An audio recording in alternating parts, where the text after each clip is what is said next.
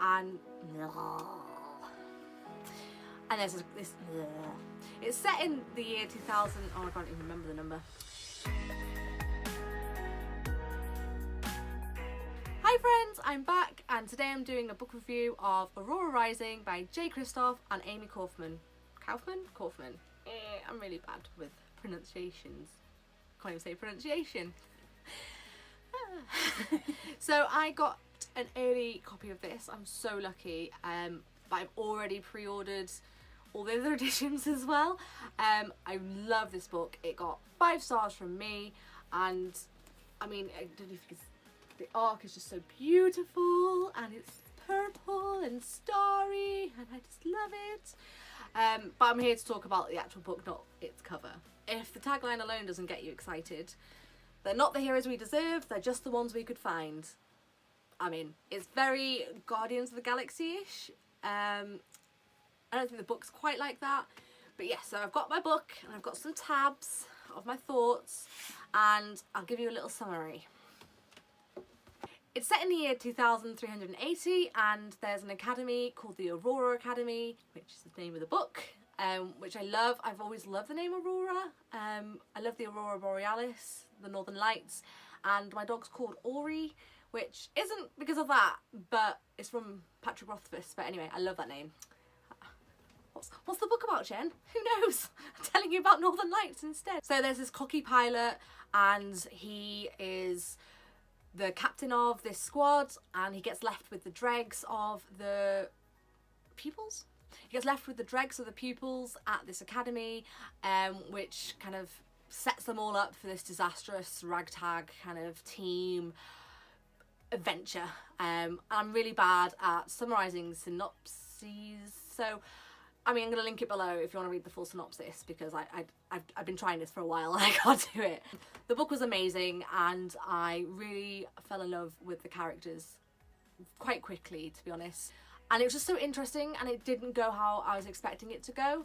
Like, I was expecting a more kind of Illuminati Files vibe, which you should definitely read if you haven't, because that's another amazing series by these two. I don't know what's in the final book, obviously, but one of the things I really loved was they have these things, you know, kind of, you know, fun imported things. It's not like the file kind of style of Illuminati, but it's just still have fun things. And that one in particular is telling you about the clan structure.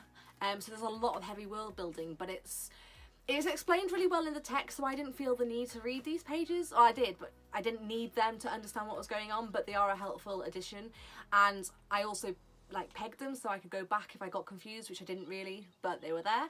And there's a witty kind of AI, kind of, not quite like Aiden, I don't think he was witty, but a lot of these little inserts are by this AI telling you about the customs of the different people and different worlds and stuff, which was just really fun, and added, you know, a bit of humour. There's a lot of humour, but added another extra layer, which was really good.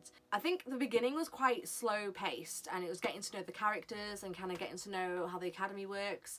I think it was about halfway through you kind of got a different kind of setting and feel to it, and then the ending was just full on. Wow, it was shocking, and I wasn't expecting what happened, and I actually felt pretty chilled reading it. And I remember when I was reading it, it was late at night, and I was like, right, just a couple more pages before bed. And then I got to like this like end section, and I couldn't put it down. I was like, no, I'm in, I'm hooked, I can't put this down, I need to know what is happening, how this is explained. And yeah, I finished it that night because I just couldn't put it down. There's a lot of rep in here. There's a lot of LGBTQIA+ rep, which was really fun. I'm a bit disappointed because I don't think, correct me if I'm wrong, that any of the pairings that we kind of see are LGBTQIA pairings. I think they all kind of go into straight pairings at the end, which was a bit disappointing. But I liked that there were, like, all the characters were, you know, they were bi or gay or straight, and it was just, I liked having all of it in there. Hi guys, it's me, Future Jen, whilst I'm editing this video, and I just wanted to add in some things I forgot to add in then. I really love the disability rep. There is a character, Finn, who is disabled and has to wear an exoskeleton suit thing, and I just really loved that added into it. Like, they didn't cure him, and he had to take rests, and it was just Really appreciated that. And there was also some non-binary rep. There's a bartender who they never disclose a gender for because he's non-binary, and they just say they, them, whatever, but they don't make a massive deal out of it like they do in a lot of things where they kind of misgender them by accident and then someone corrects them. And I mean, that tactic can be useful to kind of raise awareness to some people because a lot of people don't understand it yet, but it was nice for it just to be there and not drawn attention to, so I really appreciated that as well. I just thought I'd add that in. Anyway, back to past Jen. There was also lots of other rep in there and like different kind of people. It wasn't just adventure hero, you know, charismatic. Some of them were a bit of, you know, idiots. There was some that were quite cold and very calculated, very smart. It was just very diverse, and I didn't think I'd love the characters as much as I did, and I did. And it just made it a very fun read. Also, just in case you're wondering, this is an arc, so the cover is different to the final cover. Both the UK and the US ones are beautiful, so definitely check them out. Apparently it's Six of Crows set in space. I haven't read Six of Crows, but I know a lot of people have and love it, so yeah. I love the dynamic between the twins, Tyler and Scar.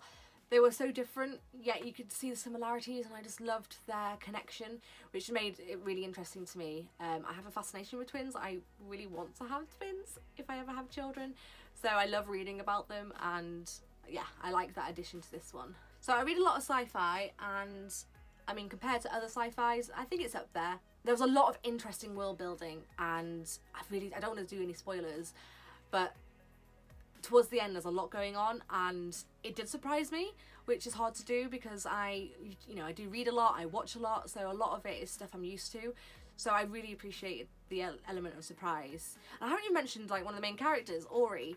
I love her. I love her not just because she's got the same name as my dog. It was named after my dog, okay? My dog came first, just saying. She was really interesting. No spoilers, this is from the synopsis, but Ori has been in a cryosleep for like 200 years, so she's very much out of space and time. Like, can you imagine being now and then ending up in the future?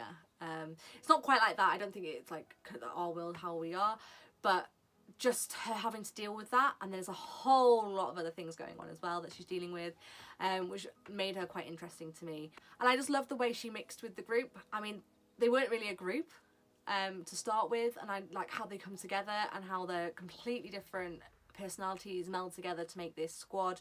I really enjoyed, so I definitely think it's worth a read. Definitely different to a lot of things I've read, and I definitely would recommend. 5 stars. Thank you so much, Rock the Boat, for sending this to me. I really enjoyed it, and I'm gonna cherish it forever. So yeah, check this out. It's out in May, which is now. There's an unbiased review. Thank you guys for watching. Bye.